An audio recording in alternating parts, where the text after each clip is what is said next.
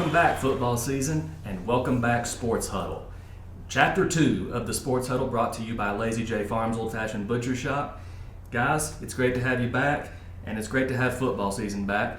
Joining me as always, Assistant Sports Editor Jeff Birchfield, sports writers Brian Woodson, Andrew Smith. I'm Sports Editor J.D. Vaughn. It is our privilege to bring you round 2 of the Sports Huddle this season, coming out each week throughout football season.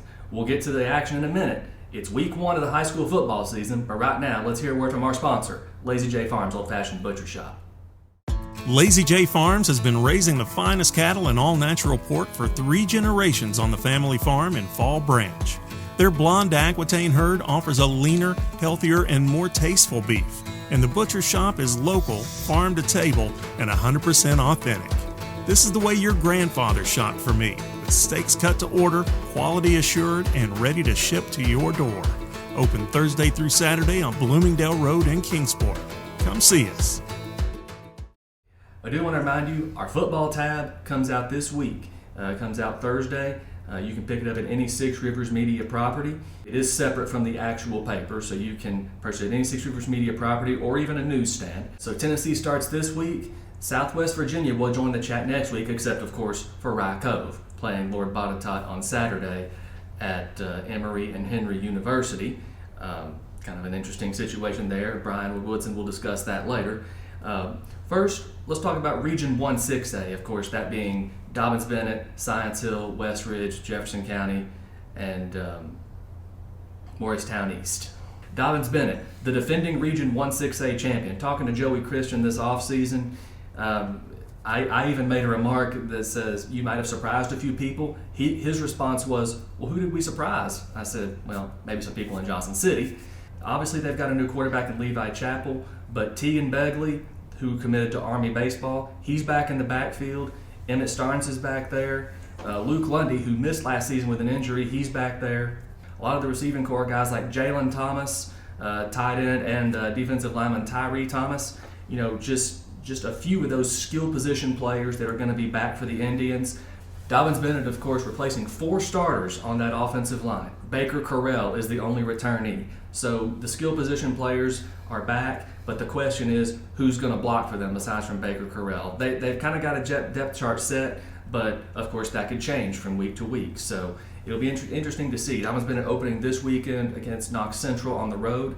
Science Hill opening against Elizabethton at home. The Hilltoppers likewise breaking in a new quarterback in Lane Clement, a transfer from Wyoming, the son of former Miami Hurricanes quarterback Ryan Clement. So he's got the quarterback pedigree. Running backs Ian Mathis, Aiden Perry, those guys are back.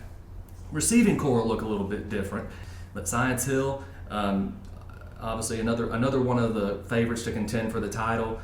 West Ridge. West Ridge has been there recently, but they just not since 2021 have they had that home playoff game. They went 9-3 that year. West Ridge has won 4 wins in 2022 and then 5 wins each of the last 2 years. So the Wolves trying to play 2 quarterbacks this year, Justice Hilton and Isaac McGee, and then not to mention running back Ethan Amix and the all-purpose player Caleb Mabb, 2 players who are going to make a huge impact. Not to mention all-conference linebacker Sam Perry returns. So West Ridge, kind of a mystery right now, but the Wolves looking to make the move up to that upper echelon of Region 1-6A. Morristown East went from 0 to 3 wins last year, but obviously the Hurricanes, a little disappointing season from their end. Jefferson County, 1 year after winning Region 1-6A in 2023, their first conference title outright in more than 3 decades. Jefferson County goes 6-5 a year ago. Not bad, but then again, not up to Jefferson County standards by their traditions. So Jefferson County, maybe another team that's in the mix there. So that's kind of a look. Region 1-6A, of course, William Blount reclassified to 5A, so it's only 5 teams this year. 4 of those 5 teams will go to the playoffs. And now Region 1-5A features a team that literally everyone in the state is chasing, that of course being Sevier County. And Brian, let's talk about Region 1-5A, especially locally with David Crockett, Daniel Boone, Tennessee High. What do we expect from Region 1-5A this year? Everybody's shooting for Sevier County again. They went 15-0 last year. They got Cooper Newman back as a junior who's being recruited by Michigan and schools like that. The kid can play, and they're going to be tough to beat. Everybody else will be chasing them. our three local teams will be chasing them. Starting with Tennessee High, they're trying to get a home playoff game, and their goal is this year to actually knock off Morristown West, and hopefully that'll be good enough to get them a home playoff game. It's been a while since they've had one. Tennessee High was 8-3 last year, really 7-4. They got a win because Greenville forfeited their first win against them. Tennessee High's going to run the ball. They lost Trent Dowdell to Emory Henry, so they're going to have to rebuild. Elijah Plumbar is a guy we've been hearing for 4 years, and he's always been injured, but hopefully this year he'll be ready to play and show what he can do. There's also Cooper Boer, Connor Smith at running back. Quarterback will be two of them, Jack Richardson, who's more of a thrower, and Knox Kazoo, who's more of a runner. They got some good receivers. They got some receivers that don't throw the ball out. They might have to this year with Baron Harcourt is a good receiver, number one receiver for them. It'll be pretty tough to beat. They also got they lost their top offensive lineman from last year. They got 3 back. So they should be able to move the ball, but we'll see. It's going to depend on who they find to run the ball. Plumbar staying healthy is key. Defensively, Preston Fagans and Cooper Boer at linebacker are their 2 big guys. They usually lead them in tackles. Tennessee has quite a bit of experience left on defense. They should be pretty good there, pretty stout. They start the season off pretty tough with Westridge, followed by Elizabeth and Science Hill. So that's a pretty tough schedule. And like I said, the goal for them this year is to beat Morristown West, and hopefully that works out like it has the last 2 years, and they won't be third, they'll be second and be able to host a playoff game. And going to David Crockett, they've been pretty good in recent years. Last year they struggled to 4-6, and the year before that they were 3-7. They lost a lot of good players to graduation after those couple of successful years, but they're coming back. They got a quarterback, A.J. Wynn, a good athlete, and Zeke Sloan. And Jackson Overstreet is a terrific wide receiver and defensive back. So they've got some talent on the team. Their first 5 games is brutal on the schedule. They with Unicoi County, Westridge, Morristown East, Morristown West, and then Sevier County. But Coach Chanley does a very good job. He'll have them ready to go this year. Daniel Boone last year went winless, and they won 1 game the year before. They lost, I believe, 14 in a row, I believe it is. And but Jeremy Jenkins will work to try to get them and improve this year. They've got Drew Fleming's a terrific running back and led them in tackles last year. He'll be back. They've got a good offensive line. They have a sophomore quarterback named Rye. I hope I'm pronouncing that right. Rye Stone, who looks like he's going to be pretty good. They got Logan Wheatley and Dylan Murphy at receiver, who are talented, and Micah Lewis as a speedster on the outside. They got some good returnees on the offensive defensive line, and Drake Walton and Logan Wheatley can get in the backfield and get some tackles. So those should be better this year. Their schedule is a little bit more reasonable possibly this year. They start with Volunteer, and Daniel Boone's lost 14 in a row. Volunteers lost 24 in a row, so somebody's going to win that one. So that'll be their goal to start out positive there. They also have a pretty tough schedule this year. They also added Union from Virginia, which is always dominant in the Mountain 7 district. And of course, they have Sevier County, Westridge, and Jefferson County in the non-conference. So they got a pretty tough schedule there. So a win over Volunteer would at least give them a little confidence going to the next game. Cocke County has joined the league this year, and they've struggled in recent years. They won 1 game last year, 1 game in 23, and 3 in 22. And they haven't been in the playoffs since 2018, so Daniel Dudley will just try to keep building them to where they can be more competitive. They start out with Jefferson County, and then Gatlinburg, Pittman, and then Seymour. So that'll be a tough start to the season, but you got to start somewhere. So they'll keep working to try to get better. I mentioned Sevier County earlier. They're going to be different. They're going to be tough to beat this year, of course, for anybody. Not only do they have Cooper Newman back, but they got I'm not sure how to pronounce this. Otto Jans Van Rensburg is a lineman who's really good, and Bryson Hedrick. Both of them were all-state players last year as well. And Morristown West has made the playoffs the last 4 years. They were 4-6 last year. That's the team that Tennessee High would like to finally knock off so they can actually maybe get a home game if things work out like they did the last 2 years. Their schedule will start out with Greenville's, Science Hill, and Jefferson counties. So that's not very easy. So it should be. Sevier County will be the team to beat. But everybody else will be fighting for that second spot and get a home playoff game basically this year. And anything can happen. Somebody may be able to surprise Sevier County, but you never know. But it should be a fun 1-5 race to the top. Yeah, Ryan, that's 3 straight years Morristown West has finished second. Mm-hmm. And obviously Morristown West had a lot of tradition going there from 97 to 2007 under Coach Don Woods. Mm-hmm. They won several conference championships in that span. So they're trying to get back there. Not quite there yet, Yeah. but that Region 1-5A and then Tennessee High, like you said, just trying to get over that hump. Yeah. And Crockett and Boone trying to get back in the conference picture because the two of them seem to exchange conference titles for a few years there. Region 1-4A, stop me if you've heard this before, Elizabethton and Greenville, kind of in the mix there, do you think?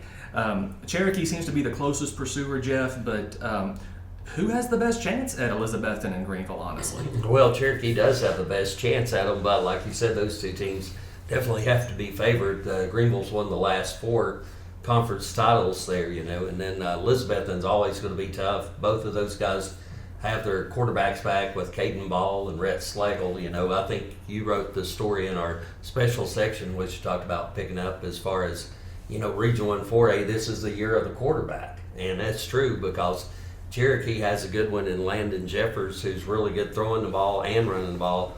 Matter of fact, his first 3 years as quarterback at Cherokee had 1,000-yard passing seasons. Also, last year ran for about 700 yards.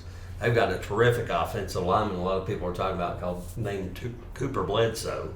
And I know Coach had mentioned if he was playing at a bigger school, he definitely thinks he would be a D1 recruit right now.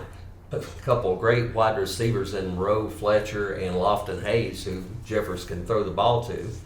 Then you go to Sullivan East and Hal Mummy, the old Kentucky quarterback, came there and helped them, a year ago, and also now they've sort of installed that run and gun type offense, and you got Peyton Lingerfeld leading that. He led the whole area in passing last year. Shocking, I know. Yeah, shocking to know. And then he's got a great receiver coming back in Blue Prophet. A lot of people really excited about him. And when you guys mentioned Volunteers, they've had a couple rest seasons. They're on a 24-game losing streak, but they've got a quarterback back as well, really good, in Jameson Morrell. So, he had some injury issues, so now I think he should be back, and they'll be, tough to handle. Then we move on to Region 1-3A, and last year you had a 3-way tie at the top. Unicoi County won the tiebreaker, but you had Unicoi County, Johnson County, and Gatlinburg-Pittman all tie for the championship. Unicoi County is going to be obviously really good again this year. Got Kobe Jones, who's arguably the best athlete in the area back at quarterback and all. And then you've got Johnson County, which probably would have been favored in that final game of the season last year. Unicoi ended up winning 10-7, but Johnson County was out their star running back, Juan Mejia, so, he's going to be back. They should be, really good again, but I think you probably have to go with favorite in that league with GP because Gatlinburg-Pittman's got their all-state running back, Braid and Maples back. They got Cece, I'm probably mispronouncing that, Cicelo Rodriguez back, another good running back. And then obviously those teams down there in Sevier County is always tough. Pigeon Forge should be good again this year. You got Andrew Lewis, quarterback back, and their senior running back, Aiden Hood. So I really expect, the Tigers probably to have a little bit of a bounce back season as well. Yeah, Jamison Mile and Volunteer, of course, they're playing for their third head coach in as many seasons. This time, Coach Jeremy Wagner, former Jefferson County assistant. So hopefully Volunteer can get back on the winning side of things. The Falcons, of course, like Andrew said, opening with Daniel Boone. Someone's losing streak is going to come to an end that night in Church Hill, so that's a game to keep an eye on. Andrew, let's go pretty much the Carter County show now. Regions 1-2A and 1-1A. So many contenders there from Carter County. What can we expect from the likes of Happy Valley, Hampton, Unaka, and Cloudland? Yeah, starting in Region 1-2A, the only Carter County team still in the region is Happy Valley. Hampton reclassified, going down to single A, but this is a really talented Happy Valley squad. Now, heading into the season, they're not quite sure who they're going to roll with at quarterback. Gabe McDougald started most of the games last year, really good athlete, naturally a wide receiver. But Aiden Paul was originally planned to be the starter. He's also a senior. Heading into last year, he was intended to be the starter, got injured. McDougald slides in, ends up leading them to a 7-2 season. Didn't quite end the way Happy Valley wanted to, losing by 1 point in the first round. Home playoff game, heartbreak. When I talked to Coach Jason Jarrett, he was very adamant that has been our offseason motivator. Find that one extra point, find that one extra win to get out of the first round. Because this is a program that's continued to make steps in that conference. But obviously, their biggest competition is going to be South Green. South Green has won the region last year. They're always have been at the top of the region, seemingly. Name to keep an eye on there will be Nash Rader. He's been their star running back the past 2 years. He's transitioning to quarterback now. He was a quarterback to start his freshman year. He's transitioning to quarterback. Just trying to get the ball in his hands as much as possible is the thought process. And, well, it's hard to blame the coaching staff there at South Green for thinking that. And you also got West Green to look out for. Went 3-7 last year. They opened the year at Cosby. Austin Brown's back at quarterback, or is going to be starting at quarterback after the graduation of Austin Franklin over there. But the thing about it is in Region 1 2A, between Hampton moving down, Eagleton moving to Region 2, all 4 teams in the region will be making the postseason. So, trying to find that extra motivation throughout the regular season to put yourself in position for a home playoff game for a conference title, even if your safety net is we'll still make the playoffs anyway. And then Region 1-1A is the polar opposite.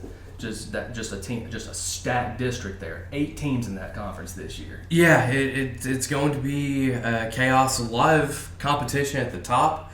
A team that's been there at the top a lot has been Cloudland, except for last year. It was a oddly quiet November in Rome Mountain there. First time in over a decade there was no home playoff game at all at Orr Field at Cloudland. They went 4-5, lost in the first round to Oliver Springs on the road. They opened the year at Midway on Friday night. They've had to kind of create a unique start to their schedule. They're getting turf up there at Orr Field. So they've kind of had to adjust some things, be on the road more at the start of the year to allow for that turf to get in, get settled. But Grayson Cole, one of the area's top rushers from last year, is back. He ran for a touchdown last Friday in the Carter-Greene County Jamboree. But a name to keep an eye out for is their quarterback, Bryce Birchfield. Not necessarily saying Cloudland's going to throw the ball a heck of a lot. That's not Cloudland's game. It's very rarely ever been Cloudland's game. Air Zach Benfield. But the thing with Birchfield is he's able to provide an extra running threat in the backfield so defenses can't necessarily key on Grayson Cole. Cloudland should be right back in the mix for the conference title, as should Hampton. Mentioned Hampton moving back down to single A. Wasn't the year Hampton was looking for. Obviously, a lot of off-the-field external factors kind of playing a role in that, with their school being affected by Helene as much as it was. Big question mark a little bit. They're replacing the area's leading rusher in Dominic Burleson. They're not necessarily returning to one guy. There's a few different guys that are kind of working in that role. Peyton Townsend, son of former Hampton great Adam Townsend, expected to be one of the key cogs in that backfield, as well as Isaiah Belcher. But yeah, it should be a good year for Hampton, a rebound year, I would think. Coach Michael Luntz was very confident in the group he's got. New quarterback there, former Unaka Ranger Connor McKinney. He started his high school career at Hampton his freshman year. Last 2 years been at Unaka, now back at Hampton. Should be able to provide a good passing threat as well as running threat for the Bulldogs. Meanwhile, for Unaka, tough year for them last year, 1-9. Ashton Fuller will kind of be the key cog for their offense. Star wide receiver, one of the top receiving threats in the area last year. When I talked with Coach O'Brien Bennett at their media day, it's like, we're going to try and throw the ball to Ashton. If we can't throw the ball to him, we're going to pitch it to him. If we can't pitch it to him, we're going to hand it to him. If we can't hand it to him, we're just going to snap the ball straight to him and let him work. So expect to see a lot of Ashton Fuller for this Unaka offense. They're led in the trenches by 3 seniors, including their center, Chris Good. So that's a lot of question marks at the skill positions outside of Ashton Fuller, but the offensive line should be something that Unaka can rely a little bit more on. Ben Chutko, TJ Parento, both expected to get reps at quarterback this year for the Rangers. And then you've also got North Green, who should be competitive in that league as well. Everyone trying to chase down defending league champ Cosby for the first time in program history. But North Green went 6-4, had a very respectable year last year. They've got a senior quarterback back in Thomas Darnell. So Should be a fun race, not only for the league title, but just even the top 4 playoff spots in Region 1-1A. Yep. 6 classifications, ranging from 14 to 18 districts in Northeast Tennessee. We'll dive deeper, of course, into Southwest Virginia next week when the VHSL officially gets underway. But that's a look around the area. We're going to come right back and preview this week's opening games right after this from Lazy J Farms. Lazy J Farms has been raising the finest cattle in all-natural pork for 3 generations. Our blonde Aquitaine herd offers a leaner, healthier, and more tasteful beef that ships from our store directly to your freezer. This is the way your grandfather shot for meat, only now we wrap it, seal it, and send it right to your door. We have plenty of options to pick from, and they're all fresh and natural. Just visit our website at lazyjbeef.com and choose your package. We'll get it straight to you. So our game of the week, I know this is really going to shock you. A very traditional rivalry, Elizabethton at Science Hill, the 101st meeting between these 2 rivals. But go figure, Jeff Birchfield, the away team has won the last 4 in the series. So what can we expect from Johnson City on Friday? Well, I think this one could be a lot better game than we've seen the last couple of years. I know Elizabethton sort of rolled 2 years ago. Then Science Hill rolled to a 35-14 win last season. I think first thing you got to look at is that quarterback battle. I've not seen him personally. You saw him on the 7-on-7s, but Lane Clement been hearing how he's been able to make all these great throws for Science Hill, so should be really good. And then on the flip side, Rhett Slagle, this is his 3rd year as a starting quarterback for Elizabethton, so he knows that system very well. They're probably going to try to, control the pace a little more. But that could be difficult because Science Hill's a little bigger on the offensive line, Then you've got a great running back battle. Science Hill has their leading back from last year, Aiden Berry, back, and then a couple of great backups in Ian Mathis and Malik Anderson, although Anderson's moved out to wide receiver a little more this year, so he's going to be a threat out there. And then, the big thing with Science Hill I like about them, they have that potential for those big plays, those offensive plays. When I talked to Sean Witten at Elizabethton earlier this week, he was saying that's the thing. They can't let Science Hill have those big plays. Last year, Baylor Necessary had like a 99-yard run for a touchdown, just totally changed that game. And really, that seems to be the key, to the game for, both teams. Yep. And the Wallen cousins for Elizabethton, Justice, Jay Bird, and Zach. Impact players for Elizabeth. What does Elizabethton have to do? Well, Elizabethton, like I said, has got to try to control, the line of scrimmage the best they can against that big Science Hill defensive line. But now one thing, Elizabethton are a little smaller this year on their offensive line, but the flip side of that, they're quicker, so they're able to, if they can hit those blocks quick and all that. And like Sean said, if they get out to an early lead, and control that tempo, should be good. And then they've got an ace in the hole if it comes down to special teams. Will Bowers, their kicker, he's rated one of the top 10 kickers in all of America. Thing is, anytime Science Hill and Elizabethton kick off the season's really a special deal, isn't it? Well, it's a big game, and not only that, but it's a way to start the season off. I mean, I don't think there's any other bigger game than Science Hill Elizabethton Week 1. Just really kicks off the season, especially in East Tennessee. I think when you look down to it, it's almost even as many times as we beat each other, and it's just been a great rivalry the last couple of years. We played at ETSU several times, and now we're back at home. So just another great game and a lot of great players, and it's a great. A lot of people come out for this game just to really start the season. But anytime Science Hill and Elizabethton gets on the field, it's special. 101st is still, it's a big game to start the season, isn't it? It's special, and I think we say this every year, but to start the year off with, 2 programs with a great tradition, playing each other in this area, what a great way to get football started off.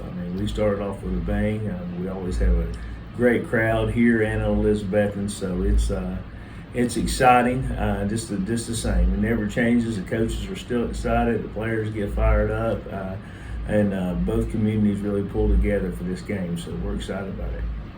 Also, Region 1-6A, Dobbins-Bennett opening the year on the road at Knox Central. Believe it or not, the last time Dobbins-Bennett and Knox Central played, I was not born yet.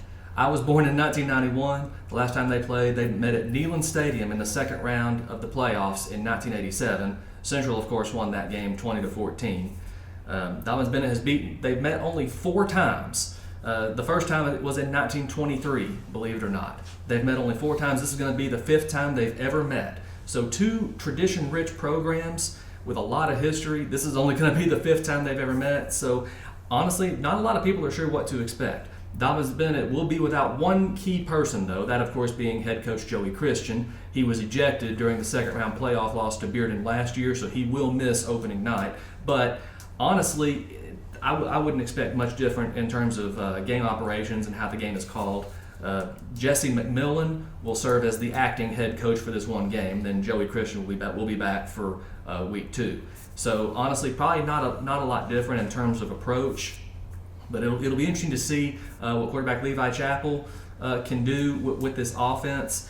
Obviously, we're very aware of what Teagan Begley can do in the run game, but again, it's going to come down to 1, can the line block for these guys? And 2, can Dobbins Bennett stop the speed of Knox Central? Because even Joey Christian remarked, if Central can find a crease, they're perfectly capable of taking it 80 yards. So whatever Dobbins Bennett does, the defense has to keep contained. And again, experience at the skill positions for Dobbins Bennett. The lines, kind of a question mark at this point, but we're going to find out a lot on the road in Knoxville Friday night. Be sure to grab some Littons while you're down there. It's within spitting distance of Central High School in Fountain City. So Dobbins Bennett at Knox Central, a lot of questions will be answered, but some may remain. Friday night, Boring Stadium in Knoxville. Joey Christian won't be there, but he's more than confident that Jesse McMillan and his coaching staff will handle things just fine. It's still opening weekend for me too. You know, my name's still attached to it, but I don't have much control over it. But you know, that's my fault. That's my fault for the actions that I had. You know, in the second round playoff game against Bearden last year.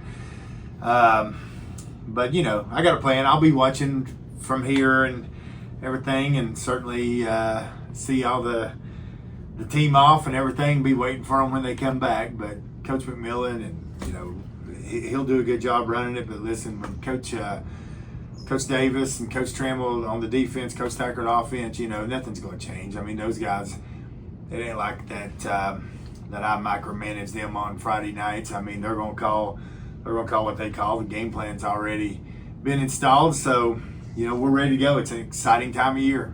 There's no secret to it. You know, those guys have just got to play hard.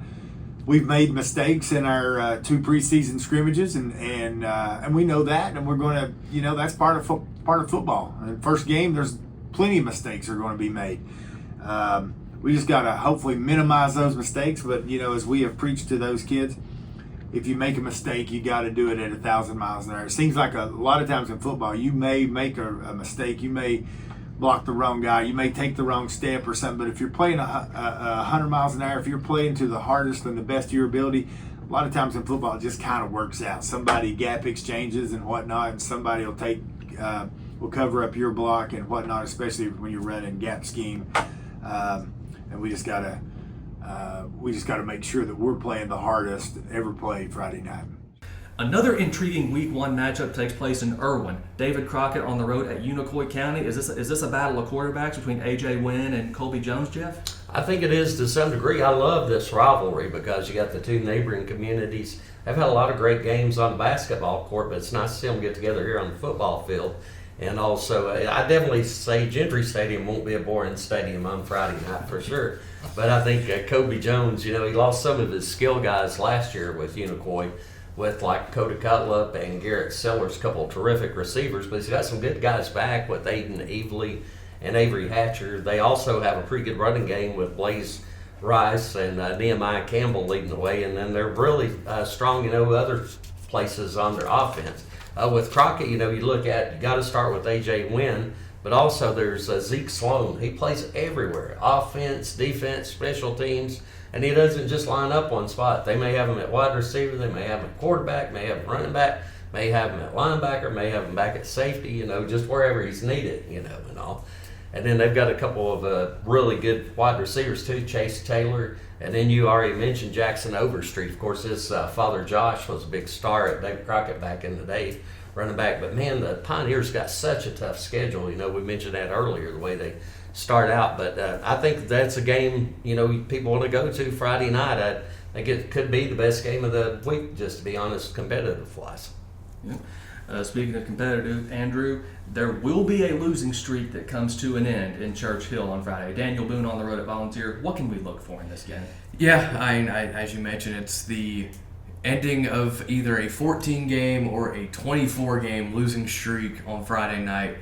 I'm excited to see the reaction of the winning bench here. Just whoever ends up coming out on top, the jubilation, especially if the guys have been in both those programs for so long, to see, hey, one finally went our way. Let's build this year. But what to look for in this game? For Daniel Boone, we mentioned him earlier, but Drew Fleming kind of put on some weight this offseason, looking to be more of a bell cow type back, on top of being a defensive leader for Jeremy Jenkins. But definitely look for Drew Fleming.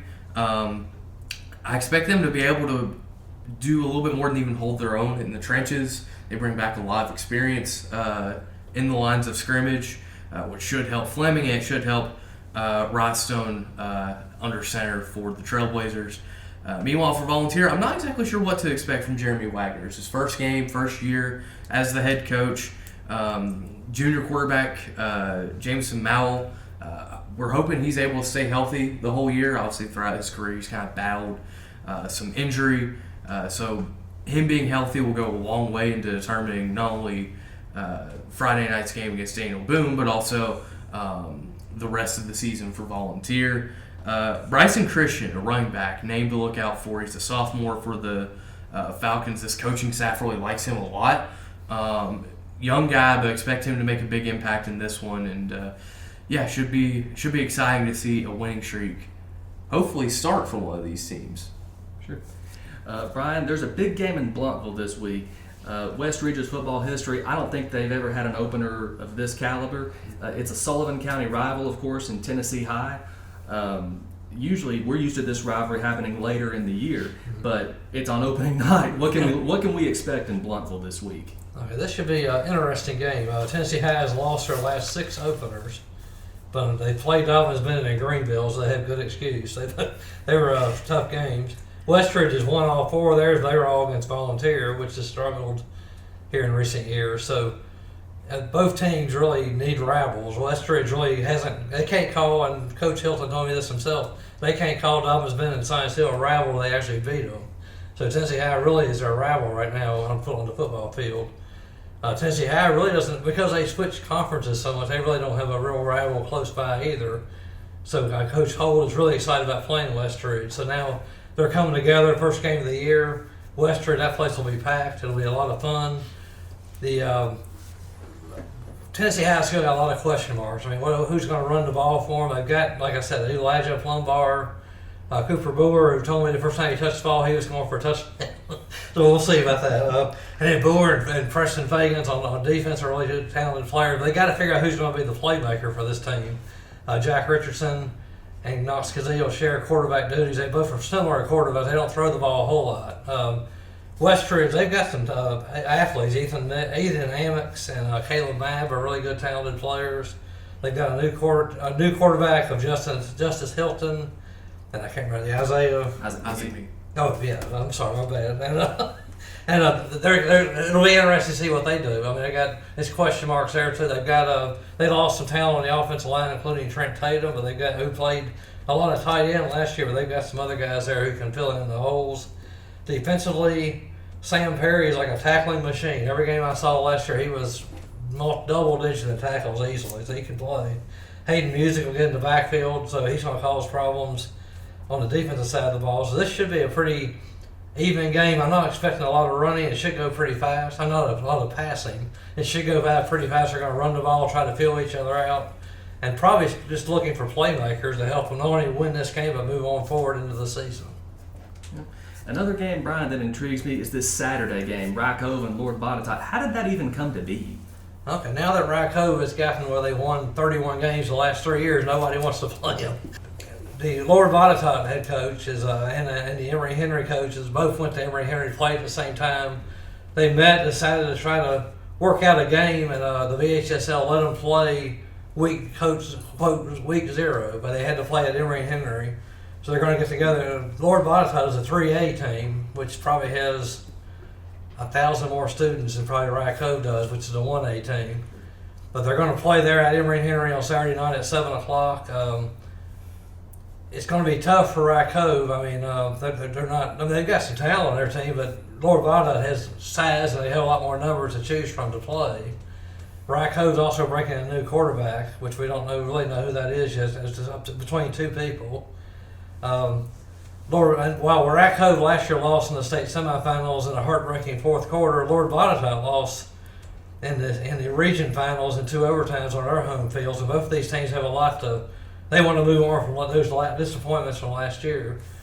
So this should be an interesting game. I hope Rye Cove. I mean, Rye Cove will have a huge following there. I mean, everybody in Clinchport and all of Scott County should go there. Really, everybody. Why not on a Saturday night go to Emory? It's a beautiful campus, a beautiful field. Go watch this game. And like I said, Lord Botetourt has been very close to state. I think they've lost 3 times in the state finals, so they're a very historic program in that area of the country, in around Roanoke. And Rye Cove has big expectations for this year, and even though they might be outnumbered, they're not going into this game thinking, no, we're not going to be able to compete. And no matter what size this school is, they're going in and play as hard as they can, and all this can do is make them better no matter what happens down the line.